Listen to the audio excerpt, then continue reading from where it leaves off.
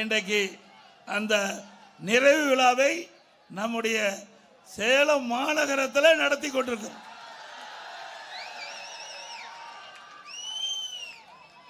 இந்த சிறப்பான தேர்தல் பிரச்சார கூட்ட நிகழ்ச்சிகளை கலந்து கொண்டு சிறப்பான கருத்துக்கள்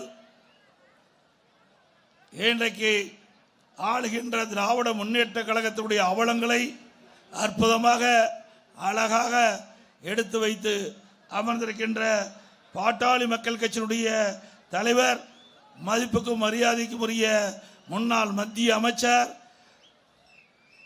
நாடாளுமன்ற உறுப்பினர் டாக்டர் அன்புமணி ராமதாஸ் அவர்களே, மற்றும் நிகழ்ச்சியிலே பங்கு பெற்றுகின்ற மாவட்ட கழக செயலாளர் அறிவிச்சாளர் ஏ.கே.எஸ்.எம். பால் அவர்களே, பொறுப்பாளர் திரு கே. சிங்காரம் அவர்களே, மற்றும் முன்னாள் எம்எல்ஏ ஜி. வெங்கடாஜலம் அவர்களே, சட்டமன்ற உறுப்பினர் பாலசுப்ரமணியம் அவர்களே, திருமதி விஜயலட்சுமி பழனிசாமி அவர்களே, முன்னாள் எம்எல்ஏ எம்.கே. செல்வராஜ் அவர்களே, பொறுப்பாளர் என். கிருஷ்ணராஜ் அவர்களே, எம்பி பி. பன்னீர்செல்வம் அவர்களே, முன்னாள் எம்எல்ஏ சக்திவேல் அவர்களே, முன்னாள் எம்எல்ஏ ரவிச்சந்திரன் அவர்களே, முன்னாள் மேயர் சவுண்டப்பன் அவர்களே, நம் கூட்டணியில் அங்கம் வைக்கின்ற கட்சியினுடைய பாஜக மாவட்ட தலைவர் திரு சசி அவர்களே, பாமக மாவட்ட திரு சரவணன் அவர்களே, தமாக மாவட்ட தலைவர் திரு உலகநம்பி அவர்களே, அம்மா மக்கள் முன்னேற்ற கழக மாநில பொருளாளர் முன்னாள் எம்எல்ஏ தம்பி எஸ்.கே. செல்வம் அவர்களே, இந்திய ஜனநாயக கட்சி மாவட்ட தலைவர் திரு சுந்தரராஜன் அவர்களே, புதிய நீதி கட்சி மாவட்ட தலைவர் திரு மனோகரன் அவர்களே, அம்பேத்கர் மக்கள் தலைவர் திரு ஜங்ஷன் அண்ணாதுரை அவர்களே, தமிழ் மாநில பகுஜன் சமாஜ் கட்சியை சேர்ந்த மாவட்ட செயலர் முரளி அவர்களே, மற்றும் இந்த சிறப்பான நிகழ்ச்சிகளை கலந்து கொண்டு சிறப்பித்துக் கொண்டிருக்கின்ற கழகத்தினுடைய பல்வேறு பொறுப்புகள் நிர்வாகிகளே, கழக உடன்பிறப்புகளே, கூட்டணி கட்சியை சேர்ந்த தலைவர்களே, நிர்வாகிகளே, தொண்டர்களே, வரியது சிறப்பித்துக் கொண்டிருக்கின்ற பெரியவர்களே, தாய்மார்களே, வியாபார பெருமக்களே, வரியது சிறப்பித்துக் கொண்டிருக்கின்ற வாக்கா பெருமக்களே, பத்திரிகையாளர் உடன்பலை அத்தனை பேருக்கும் என்னுடைய முதல் நன்றி கலந்த வணக்கத்தை உறுத்தாக்கிட்டு, நம்முடைய சேலம் மாநகரம் 3 சட்டமன்ற தொகுதி அடங்கியிருக்குது. 3 சட்டமன்ற தொகுதியில் ஒரு சட்டமன்ற தொகுதியில் அதிமுக வேட்பாளர், 2 சட்டமன்ற தொகுதியில் நம்முடைய தேசிய ஜனநாயக கூட்டணியில் அங்கம் வைக்கின்ற பாட்டாளி மக்கள் கட்சியினுடைய வேட்பாளர்கள் போட்டியிடுகிறாங்க. முதல்ல அனைத்து இந்திய அண்ணா திராவிட முன்னேற்ற கழகத்தின் சார்பாக தெற்கு சட்டமன்ற தொகுதியில் திரு ஜே. வினோத் அவர்கள் நிறுத்தப்பட்டுகின்றோம். அவருக்கு இரட்டை சின்னத்திலே வாக்களிங்க. நம்முடைய சின்னம். அதே போல சேலம் மேற்கு தொகுதி அந்த சட்டமன்ற தொகுதியில் தேசிய ஜனநாயக கூட்டணியில் அங்கம் வைக்கின்ற பாட்டாளி மக்கள் கட்சியை சேர்ந்த மரியாதைக்குரிய சகோதரர் திரு எம். கார்த்தி அவர்கள் சேலம் மேற்கு தொகுதியிலிருந்து நிறுத்தப்பட்டிருக்கின்றார்கள். சேலம் வடக்கு சட்டமன்ற தொகுதியில் திரு எஸ். சதாசிவம் அவர்கள் நிறுத்தப்பட்டிருக்கின்றார்.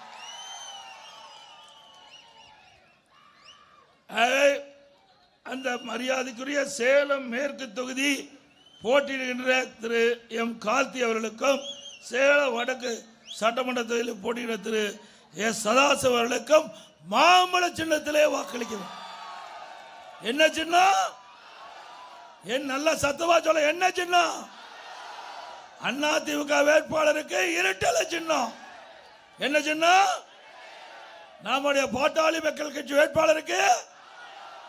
ஆக 3 வேட்பாளர்கள் வெற்றி பெற செய்து சேலம் மாநகரம் நம்முடைய கூட்டணி வேட்பாளர் 3 பேரும் பல்லாயிரக்கணக்கான வாக்கு வித்தியாசத்திலே வெற்றி பெற அத்தனை பேரும் வாக்களிக்க வேண்டும் என்று இருகர கூப்பி வேண்டி கேட்டுக்கொள்கிறேன்.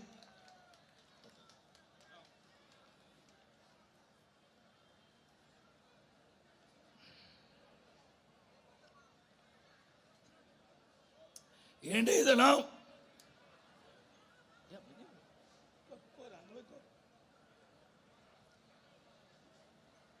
தமிழகத்தை சுரண்டி பிழைக்கும் ஒரு குடும்பத்திற்கும் தமிழகத்தை சுரண்டி பிழைக்கும் ஒரு குடும்பத்திற்கும் தமிழ்நாட்டு மக்களுக்கும் நடக்கின்ற தேர்தல் சட்டமன்ற தேர்தல். நான் சொல்றது அப்படியே திருப்பி சொல்லுங்க. தமிழகத்தை சுரண்டி பிழைக்கும் ஒரு குடும்பத்திற்கும் தமிழ்நாட்டு மக்களுக்கும் நடக்கின்ற தேர்தல். ஆக ஒரு குடும்பம் பிழைக்க 8 கோடி மக்களை வாட்டி வதைக்கிறாங்க. அதனால இந்த தேர்தலில் அந்த குடும்பத்தை வீழ்த்துவீர்களா? குடும்ப ஆட்சிக்கு முடிவு கட்டுவீர்களா? கீழே கீழே மறைக்குது பின்னாடி மாதிரி. அது மட்டுமல்ல, வாரிசு அரசியலுக்கு முடிவு கட்டுவீங்களா? ஆக இந்த தேர்தலை பொறுத்த வரைக்கும் திரு கருணாநிதி குடும்பத்திற்கு மூடுலா நடக்கின்ற தேர்தல். செயல்படுத்துவீங்களா? இன்றைக்கு எனக்கு முன்னாலே பாட்டாளி மக்கள் கட்சி தலைவர் சொன்னதை போல சட்ட ஒழுங்கு சந்தி சிரிக்குது. எப்பொழுதெல்லாம் திமுக ஆட்சிக்கு வருதோ அப்பொழுதெல்லாம் சட்ட ஒழுங்கு சீர்கெட்டு கிடக்கும். அதே நிலைதான் இப்பொழுதும். எங்கே பார்த்தாலும் போதைப் பொருள் விற்பனை பல வடிவத்தில் வந்தாச்சு. கஞ்சா போதைப் பொருள் சாக்லேட் வடிவத்தில் கிடைக்குது, திரவ வடிவத்தில் கிடைக்குது. எப்படி மக்களை பாதிக்கின்ற இந்த போதைப் பொருள் நடமாட்டம் தமிழகத்திலே அதிகரித்து விட்டது. இன்றைக்கு கஞ்சா விற்காத இடமே இல்லை. நகரத்திலிருந்து கிராமம் வரை சந்து பொந்து வீதி முழுவதும் கஞ்சா விற்பனை அமோகமாக நடந்துகிட்டு இருக்குது. ஆக இந்த அரசு அதை தடுப்பதற்கு முன்வரல. ஏன்னா கஞ்சா விற்கின்றவர்களுக்கு துணை நிற்கின்றவர்கள் திமுக கட்சி சேர்ந்த நிர்வாகிகள். அதனாலதான் இந்த கஞ்சாவை தமிழகத்திலே தடுத்து நிறுத்த முடியல. இதனால மாணவர்கள், இளைஞர்கள், பொதுமக்கள் கஞ்சாவுக்கு அடிமையாகி இன்றைக்கு அவருடைய வாழ்க்கை சீரழியக்கூடிய நிலையிலே இருக்கின்ற ஆட்சி தொடர வேண்டுமா? அதிமுக ஆட்சிக்கு உடனே 3 மாதம் தமிழகத்தில் கஞ்சா என்ற போதைப் பொருள் முழுவதும் அறவாக ஒழிக்கப்படும். இன்றைக்கு இந்த கஞ்சா போதை ஆசாமியால சிறுமிகள் பாதிக்கிறாங்க, பெண்கள் பாதிக்கிறாங்க, வயது வந்த மூத்த பெண்கள் பாதிக்கிறாங்க. ஆக இந்த கஞ்சா போதை ஆசாமிகள் கொலை, கொல்ல, திருட்டு, வழிப்பறிவு இப்படிப்பட்ட செயலில் ஈடுபடுவதனால தமிழகம் குற்றச் செயல் அதிகரித்து இன்றைக்கு தமிழகத்தில் சட்ட ஒழுங்கு கடுமையா பாதிக்கப்பட்டு சீர்கெட்டு இருக்கின்றது. இதையெல்லாம் சரி செய்ய வேண்டும் என்றால் அதிமுக கூட்டணி வெற்றி பெற்று ஆட்சி அமைக்க வேண்டும். அதிமுக அதே போல இன்றைய தினம் அண்ணா நகர்ல ஒரு சிறுமி பாதிக்கப்பட்டுட்டாங்க. இன்றைக்கு மாநில அரசுக்கு காவல்துறை விசாரித்தா நியாயம் கிடைக்காது. அதனால அந்த சம்பந்தப்பட்டவர்கள் நீதிமன்றத்தை நாடுறாங்க. நீதிமன்றம் சிபிஐ விசாரிக்க வேண்டும் என்று தீர்ப்பு கொடுக்குது. அந்த தீர்ப்பை எதிர்த்து திரு ஸ்டாலின் அரசாங்கம் உச்ச நீதிமன்றத்தில் மேல்முறையீடு செய்யறாங்க. அப்படிலாம் யாரை காப்பாத்துறாங்க? குற்றவாளியை காப்பாத்துறாங்கல்ல. ஒரு நாட்டுடைய முதலமைச்சர் யார் விசாரித்தால் உங்களுக்கு என்ன? ஆக அவருக்கு வேண்டியப்பட்டவர்கள் இதில் சம்பந்தப்பட்டிருக்கின்ற காரணத்தினால சிபிஐ விசாரித்தால் அவர்களுக்கு பாதிப்பு ஏற்படும். அதனால உச்ச நீதிமன்றத்தில் போய் மேல்முறையீடு செய்றாங்க. கள்ளச்சாராயம் இன்றைக்கு நம்முடைய கள்ளக்குறிச்சியில் 68 பேர் இறந்து விட்டார்கள். அதற்காக அதிமுக சார்பாக நீதிமன்றத்தை நாடுறோம். மாநில அரசு இருக்கின்ற காவல்துறை விசாரித்தா உண்மை வராது, நீதி கிடைக்காது. அதனால சிபிஐ விசாரிக்க வேண்டும் என்று நாம் முறையிட்டோம். அதன்படி உச்ச நீதிமன்றம், உயர் நீதிமன்றம் சிபிஐ விசாரிக்கலாம் என்று தீர்ப்பளிக்கப்பட்டது. அதற்கு மேல்முறையீடு செய்ய போறாங்க. அப்படின்னா யாரை காப்பாற்றுவதற்காக இந்த அரசாங்கம் துடித்துக் கொண்டிருக்கிறது? குற்றவாளிகளுக்கு பாதுகாப்பு கொடுக்கின்ற அரசாங்கம் ஸ்டாலின் அரசாங்கம். ஆக இன்றைய தினம் குற்றம் அதிகரிப்பு காரணமே இந்த அரசாங்கம் தான் என்பதை நாட்டு மக்கள் அறிவார்கள். அதோட டாஸ்மாக் ஊழல் நல்லா தெரியும். 10 ரூபாய்னா யாருடைய பேரு? சிந்திச்சு பாருங்க. இன்றைக்கு புதுசா வித்தைகளை கண்டுபிடிச்சு ஊழல் செய்வதிலே ஊழல் மன்னன் யாரு?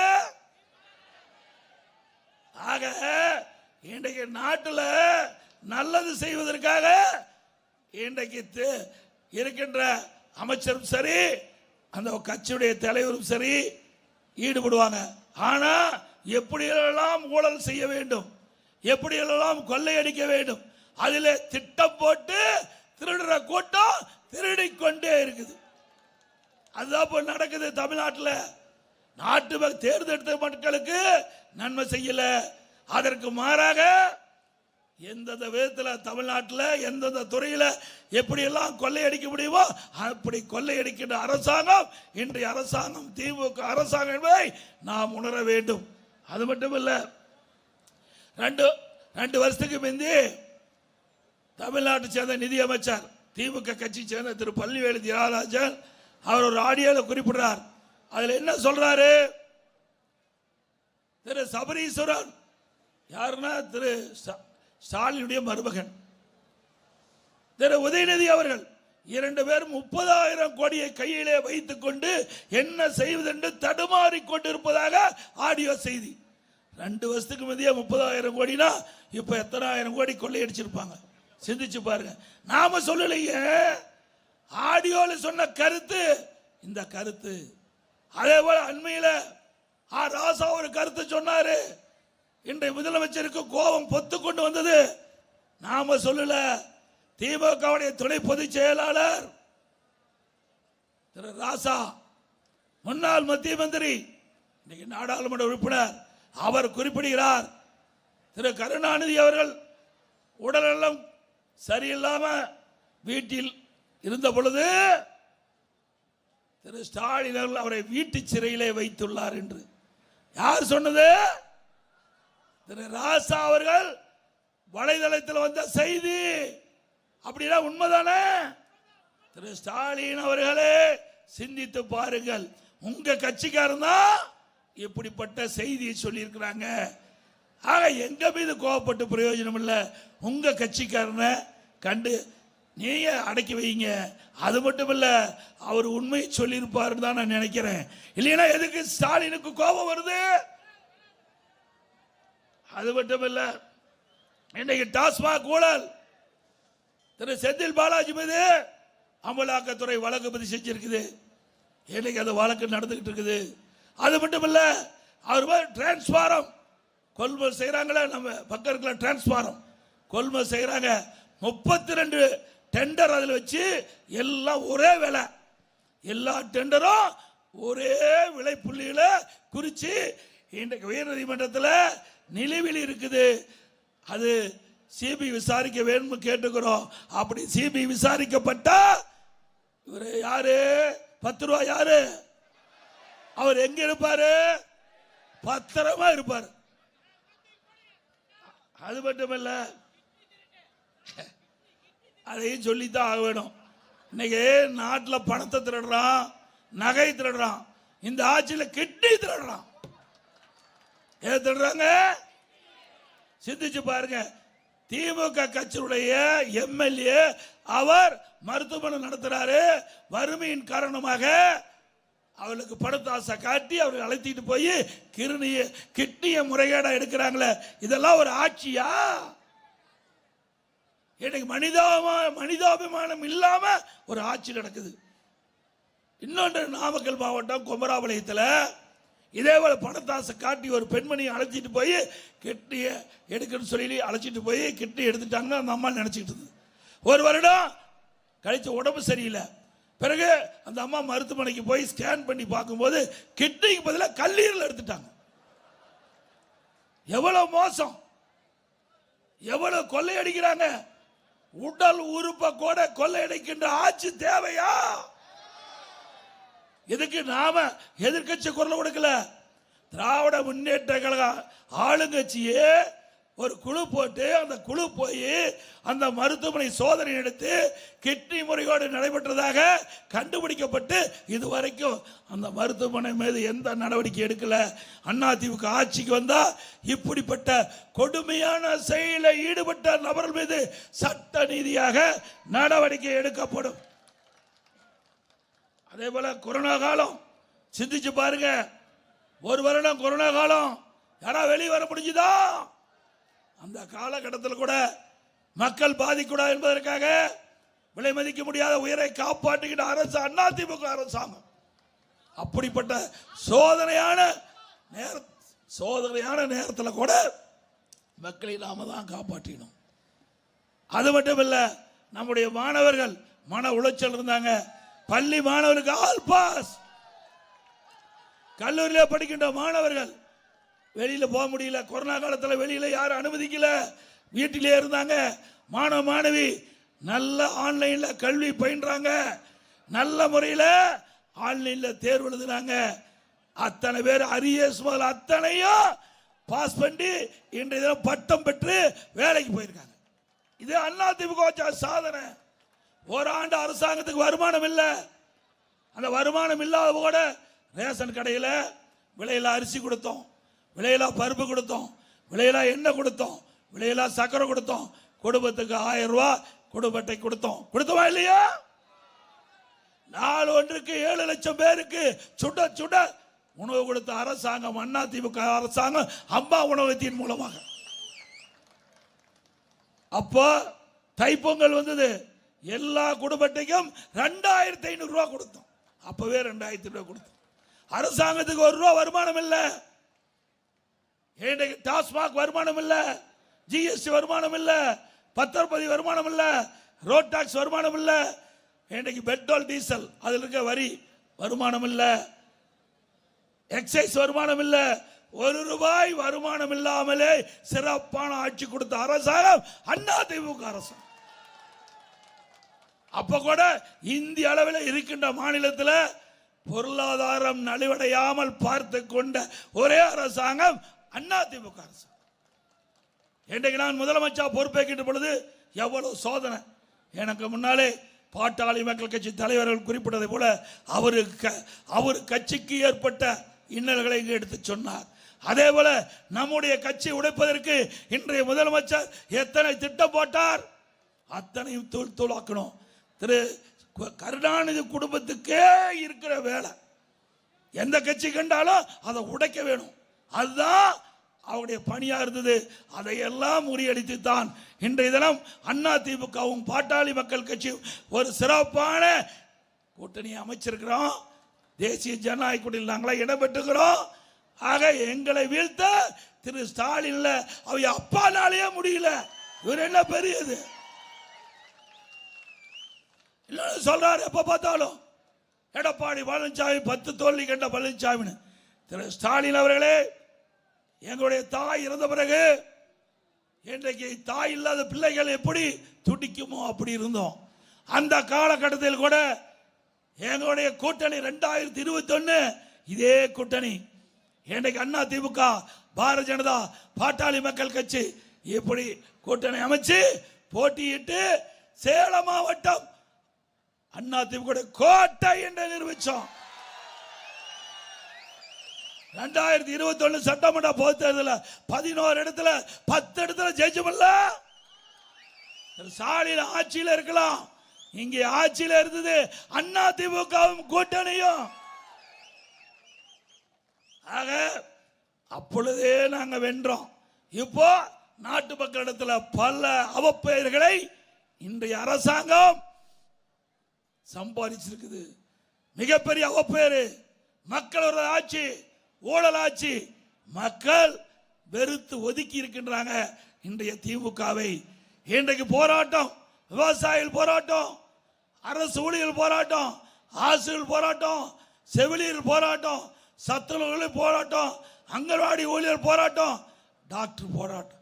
இப்படி அனைத்து தர மக்களும் போராடி போராடி சலித்து போய் தேர்தலில் சந்திக்கிறாங்க. ஸ்டாலின் அவர்களே, நீங்கள் சிந்திக்க வேண்டும். ஏதோ 200 இடம் 200 இடங்கிறீங்க. 200 இடம் இல்ல, 20 இடம் பெறுவதே ஆச்சரியம்.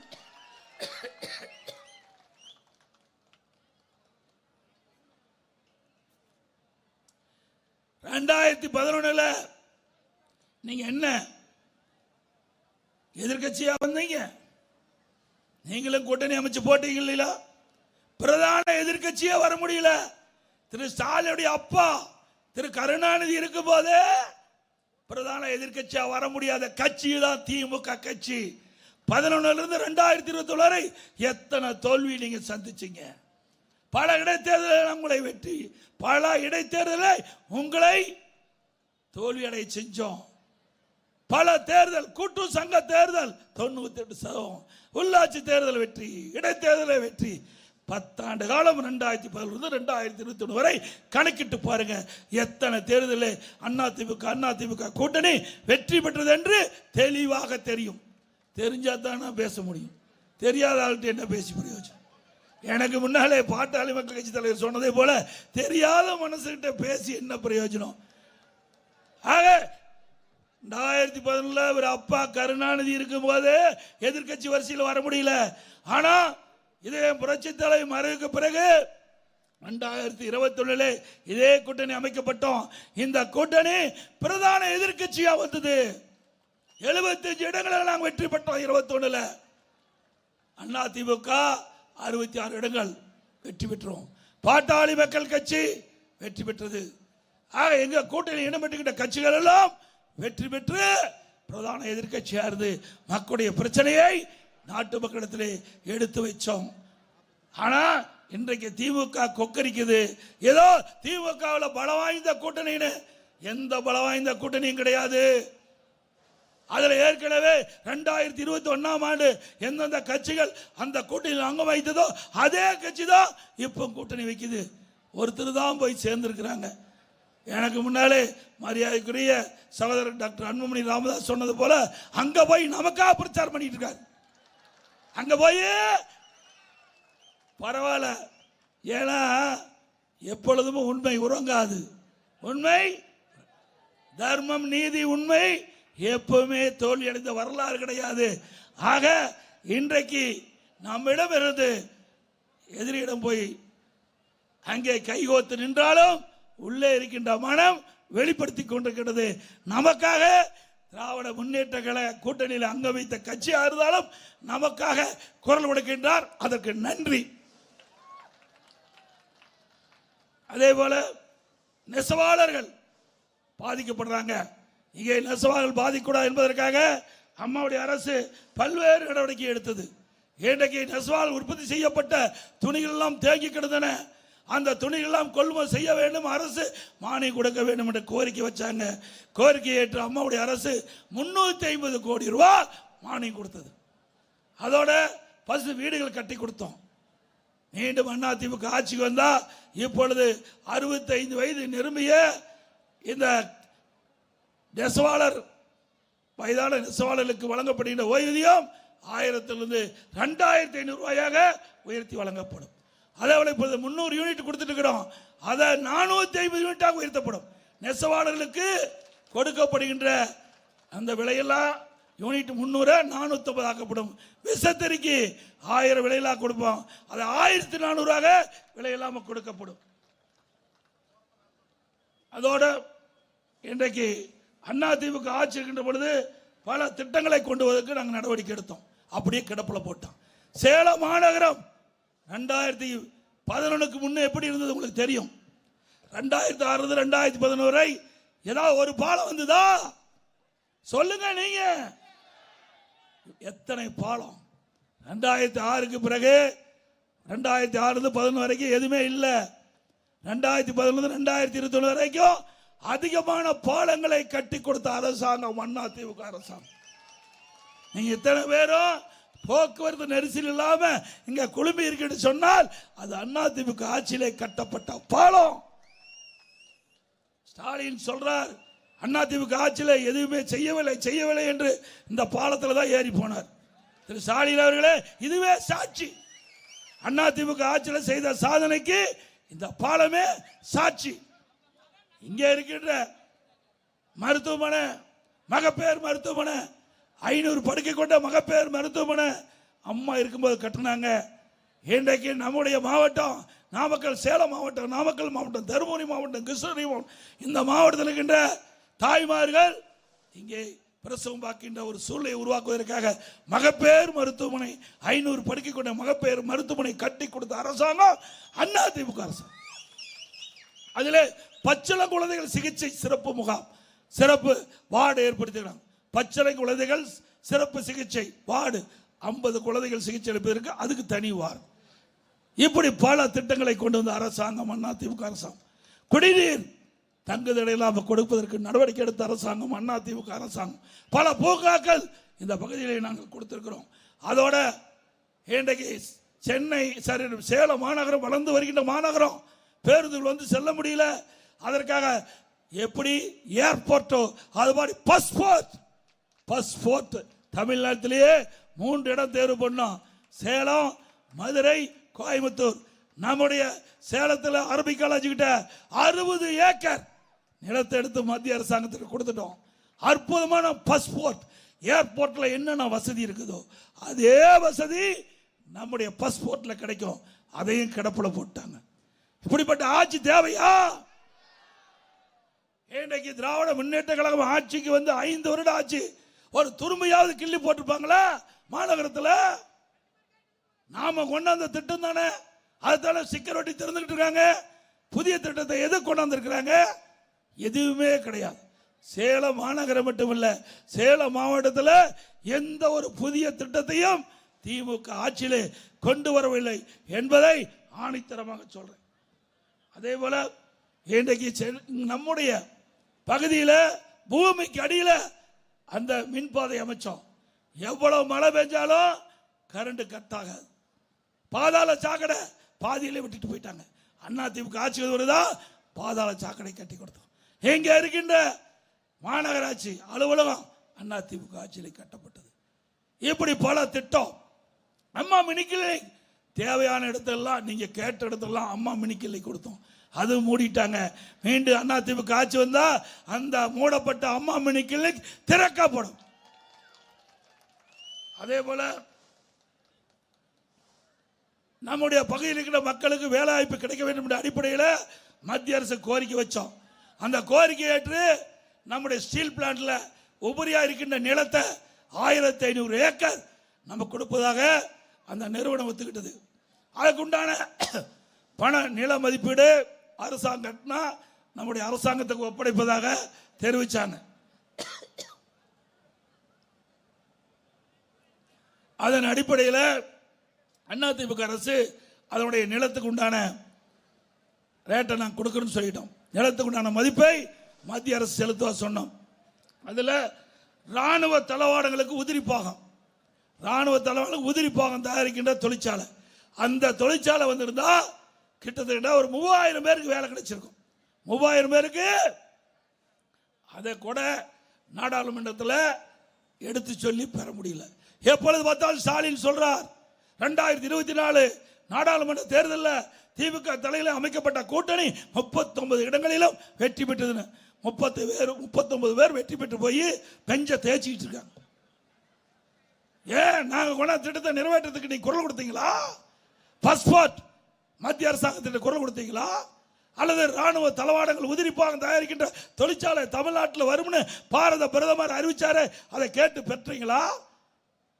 ஆக சேலம் மாவட்டத்துக்கு எதுவுமே விரலால் பெற்று தரல. அது மட்டும் இல்ல, நம்முடைய ஸ்டீல் பிளான்ட்ல 500 ஏக்கர் நிலத்துல மிகப்பெரிய ஜவுளி பூங்கா உருவாக்கப்பட வேண்டும் மத்திய அரசு அறிவிச்சது. அதையும் இங்க இருக்கின்ற நாடாளுமன்ற திமுக கூட்டத்தில் அங்கம் வைக்கின்ற நாடாளுமன்றங்கள் நாடாளுமன்றத்திலே மத்திய அரசுக்கு அழுத்தம் கொடுத்து அதை பெறவில்லை. எவ்வளவு திட்டத்தையும் நான் கொண்டு வருவதற்கு பாடுபட்டோம். மத்திய அரசு ஏற்றுக்கொண்டது. ஆனால் மாநில அரசாங்கம், திரு ஸ்டாலின் தலைமையில் இருக்கின்ற அரசாங்கம், திரு ஸ்டாலின் கட்சியில் இருக்கின்ற திமுக எம்பிக்கள், கூட்டணி கட்சி எம்பிக்கள் நாடாளுமன்றத்தில் சம்பந்தப்பட்ட அமைச்சரையோ பிரதமர் அவர்களை சந்தித்து இந்த கோரிக்கையை முன்வைக்காத காரணத்தினால் அது நிலுவிலே இருக்குது. அதிமுக ஆட்சிக்கு வந்தவுடன் இந்த ராணுவ தளவாடங்களுக்கு தேவையான உதிரி பாகங்கள் தயாரிக்கின்ற தொழிற்சாலை கொண்டாடுவோம். அதனால் 3000 பேருக்கு சேலம் மாவட்டத்தில் ஒரு வேலை வாய்ப்பு கிடைக்கும். அதோட ஜவுளி பூங்கா கொண்டாடுவோம், ஆயிரக்கணக்கான பேருக்கு வேலை கிடைக்கும். இதெல்லாம் அதிமுக ஆட்சியுடைய சாதனை மட்டுமல்ல, திட்டங்கள். அதோட அதிமுக ஆட்சிக்கு உடனே இப்பொழுது வாங்கப்படுகின்ற கேபிள் கட்டணம் பாதியாக குறைக்கப்படும். கேபிள் கட்டணம் பாதியாக குறைக்கப்படும். இன்றைய தினம் சிந்திச்சு பாருங்க. நான் ஏற்கனவே சொன்னதை போல இன்றைக்கு திமுகவுக்கு எதிராக இருந்தா அவர் வேண்டுமென்றே திட்டமிட்டு நீதிமன்றத்தில் தடையான வாங்கிடுறாங்க. இப்படிப்பட்ட அரசாங்கம் தேவையா? எப்பொழுது பார்த்தாலும் ஸ்டாலின் சொல்றார் தமிழ்நாட்டுடைய வளர்ச்சி அதிகம்னு சொல்றார். எந்த அடிப்படையில் சொல்றீங்க? இரட்டை இலக்கில் பொருளாதார வளர்ச்சி உயர்ந்திருக்குது தமிழ்நாட்டில். ஒரு பச்சை பொய்ய சொல்லி ஒரு 10 நாள் இன்றைக்கு மக்களுடைய வரிப்பணத்திலிருந்து விளம்பரம் போட்டுக்கிட்டு இருந்தார் திரு ஸ்டாலின் அவர்களே. 2021-22 பொருளாதார வளர்ச்சி இல்லை. 2022-23 ஆண்டு பொருளாதார வளர்ச்சி சொல்ல. 2023-24 ஆண்டு திமுக அரசுடைய பொருளாதார வளர்ச்சி சொல்ல. 24-25 தான் சொல்றீங்க. இதுக்கு காரணம் அண்ணா திமுக அரசு இருக்கின்ற பொழுது எடுத்த நடவடிக்கை. மக்களுக்கு தெரியாதுன்னு இன்றைக்கு உண்மையை மறைச்சு விளம்பரப்படுத்திட்டு இருக்கிறீங்க. 2015 ஆண்டு மாண்புமிகு புரட்சி தலைவி அம்மா தமிழகத்துடைய முதலமைச்சர் இருக்கும்போது தொழில் முதலீட்டு மாநாட்டை சென்னையில் நடத்தினாங்க. 2,42,000 கோடி தொழில் முதலீடு எடுக்கப்பட்டது. 74 புரிந்துணர்வு ஒப்பந்தங்கள் போடப்பட்டன. அந்த தொழிற்சாலையெல்லாம் பணி தொங்கி உற்பத்தியை தொடங்கப்பட்டு விட்டது. 2019 அம்மாவுடைய அரசு தொழில் முதலீட்டு மாநாட்டை நடத்தணும். சென்னையில் 3,05,000 கோடி தொழில் முதலீட்டு ஈர்க்கப்பட்டது. 304 தொழில்கள் தொடங்குவதற்கு புரிந்துணர்வு ஒப்பந்தம் போடப்பட்டது. பல தொழில்கள் அந்த தொழிற்சாலைகள்லாம் கட்டப்பட்டு உற்பத்தி தொடங்கிட்டது. அதிமுக ஆட்சியில் கட்டப்பட்ட தொழிற்சாலைகள் உற்பத்தி தொடங்கிய காரணத்தினால்தான் இந்த இரட்டை இலக்கு பொருளாதார வளர்ச்சி ஏற்பட்டது. ஸ்டாலின் அவர்களே யாரும் ஏமாற்ற முடியாது. திரு ஸ்டாலின் அவர் குறிப்பிட்டார், ஆட்சிக்கு வந்து 5 வருஷம் ஆச்சு. 1179 புரிந்துணர்வு ஒப்பந்தங்கள் போடப்பட்டதாகவும் 35 லட்சம் கோடி முதலில் ஈர்க்கப்பட்டதாகவும் அதுல 35 லட்சம் பேருக்கு வேலை கிடைப்பதாகவும் 15 லட்சம் கோடி தொழில் முதலீட்டு ஈர்க்கப்பட்டதாகவும் ஒரு செய்தி சொன்னார். 1179 புரிந்துணர்வு ஒப்பந்தம் போட்டாங்களாம். அதுல 15 லட்சம் கோடி முதலீடு ஈர்க்கப்பட்டது. 35 லட்சம் பேருக்கு வேலை கிடைச்சது. ஸ்பெயின் நாட்டுக்கு போகும்போது ஏர்போர்ட்ல பேட்டி கொடுக்கிறார், 77% புரிந்துணர்வு ஒப்பந்தம் நிறைவேற்றப்பட்டதுன்னு. அப்படின்னா 30 லட்சம் பேருக்கு வேலை கிடைச்சிருக்கணும். வேலை கிடைச்சதா? சேலம் மாவட்டத்தில் எத்தனை பேருக்கு வேலை கிடைச்சது? அத்தனையும் பொய். ஒரு பெரிய தொழிற்சாலை வர வேண்டும் என்றால் ஒரு 4 வருஷம் 5 வருஷம் ஆகும். முதற்கட்ட பணி நிலத்தை எடுக்க வேணும், பிறகு அதற்கு அனுமதி வாங்க வேணும், பிறகு அதற்கு நிதி ஆதாரம். எல்லா தொழிற்சாலை முதலாளியும் முழு பணத்தை போடுறதில்ல, ஒரு 25-30% பணத்தை போடுவாங்க. மீதியெல்லாம் வங்கியில் மூலமாக கடன் வாங்குவாங்க. அப்படி நிதி ஆதாரத்தை பெருக்க வேண்டும், பிறகு கட்டடம் கட்ட வேண்டும், மிஷினரியை பொருத்த வேண்டும், பிறகு ஆட்களை எடுக்க வேண்டும். 5 வருஷம் ஆகும். இந்த ஆட்சியில் ஏதாவது தொழிற்சாலை தூங்கினாங்களா? எப்படி பச்சை பொய்ய சொல்றாங்க. தினந்தோறும் முழு பக்க விளம்பரம். திரு ஸ்டாலின் அவர்களே, நான் சட்டமன்ற பிரதான எதிர்க்கட்சி தலைவர் முறையில் சட்டமன்றத்தில் முதலமைச்சர்கிட்ட கேட்டேன், தொழில்துறை மந்திரிகிட்ட கேட்டேன். நீங்க 1179 புரிந்துணர்வு ஒப்பந்தம் போடப்பட்டு அதுல 77% பணிகள் நடைபெற்று முடிச்சுன்னு சொல்றீங்களே, வெள்ளை அறிக்கை விடுங்க. அந்த மந்திரி வெள்ளை பேப்பரை காட்டுறார். அந்த மந்திரி ஏன்னா செஞ்சா தானே சொல்ல முடியும், உண்மையை சொல்லிட்டார். ஒண்ணுமே செய்யல, வெள்ளை பேப்பரை காட்டி முடிச்சிட்டார். இதுதாங்க திமுகவுடைய நிலை. அப்படியே அழகா கவர்ச்சிகரமா பத்திரிகையும் ஊடகத்தையும் தன் கையில வசப்படுத்தி மக்களை ஏமாற்றி ஏதோ திமுக ஆட்சியில பொருளாதார வளர்ச்சி அதிகமாக இருப்பதை போல இன்றைக்கு குறிப்பிடுறாங்க. இன்றைக்கு அந்த பொருளாதார வளர்ச்சியில முதன்மை துறை வேளாண்மை துறை. அந்த வேளாண்மை துறை திமுக ஆட்சியில 3.5% உயர்ந்திருக்குது. அண்ணா திமுக ஆட்சியில 5.5%. இரட்டை இலக்கில் அப்போ இருந்தது. அதிமுக ஆட்சியில் இரட்டை இலக்கில் இந்த பொருளாதார வளர்ச்சி இருந்தது. ஆக மக்களை குழப்பி அரசியல் ஆதாயம் தேடுகின்ற முதலமைச்சர் இன்றைய முதலமைச்சர் ஸ்டாலின் என்பதை நேரத்தில் எண்ணி பார்க்க வேண்டும். அதோட எனக்கு முன்னாலே பாட்டாளி மக்கள் கட்சியுடைய தலைவர் சகோதரர் அன்புமணி ராமதாஸ் அவர்கள் சொன்னதை போல இன்றைக்கு நமக்கு நம்முடைய பெண்களுக்கு சட்டப்பூர்வமாக இடஒதுக்கீடு கிடைக்கின்ற வாய்ப்பை இந்த அரசாங்கம் திமுக பழி வாங்கிவிட்டது. இன்றைக்கு அம்மா இருக்கும்போது 1998ஆம் ஆண்டு நானும் எம்பியா இருந்தேன். அந்த காலகட்டத்தில் அன்றைய பிரதமர் வாஜ்பாய் அவர்கள் மத்தியிலே பிரதமராக இருந்தார். பாரதிய ஜனதா ஆட்சி, நாம கூட்டணியில் இடம்பெற்றிருந்தோம். அந்த காலகட்டத்தில் அம்மா கோரிக்கை வச்சாங்க, பெண்களுக்கு சட்டமன்றத்திலும் நாடாளுமன்றத்திலும் 32% இடஒதுக்கீடு தேவை, அதை நிறைவேற்றி கொடுனாங்க. அம்மாவுடைய கோரிக்கையை ஏற்று அன்றைய பாரத பிரதமர்